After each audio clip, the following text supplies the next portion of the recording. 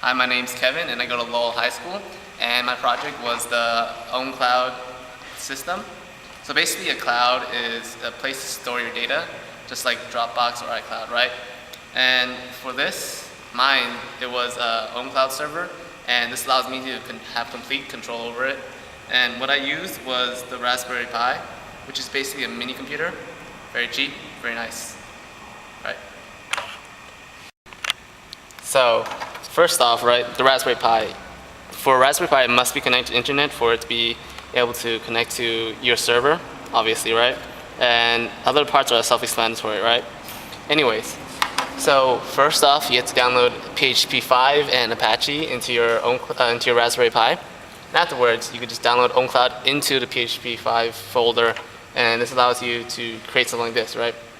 And basically, at first when you go there, you have to use your IP address, as you see right here. And then you just you create your account,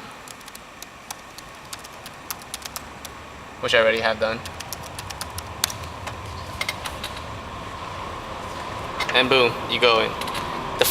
When you create your account, you're going to be the admin. And the only drawback with using OwnCloud is the admin has to do everything for the system. The users have no power over it, and I guess that's a drawback, but it's still good. Anyways, after that, it's quite simple. You press new if you want to do a text file, and you write something like hi or hello. And the problem with this is also you need to format it correctly. For text files, you need to write .txt. For images, it has to be a JPEG. For music, it has to be an MP3. Videos, MP4s, right? So since it's a text file, I'm gonna do TXT, right? And boom, right there, it's created, right? And so that's the simple upload buttons right here. In my configuration file, which will be included down in the links below, it will have all the code that you need for uploading, max uploading size, and all that. Anyways, so also, another feature for this is adding in apps. You can also create your own apps, but a lot of the source code is available in GitHub. So you go into this menu right here, and you go on apps.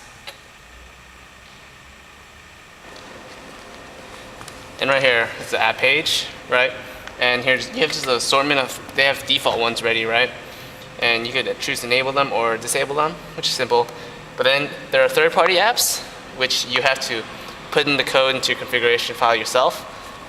And that poses a little bit of a problem, but I've explained how to do that in the following paragraphs below. Anyways,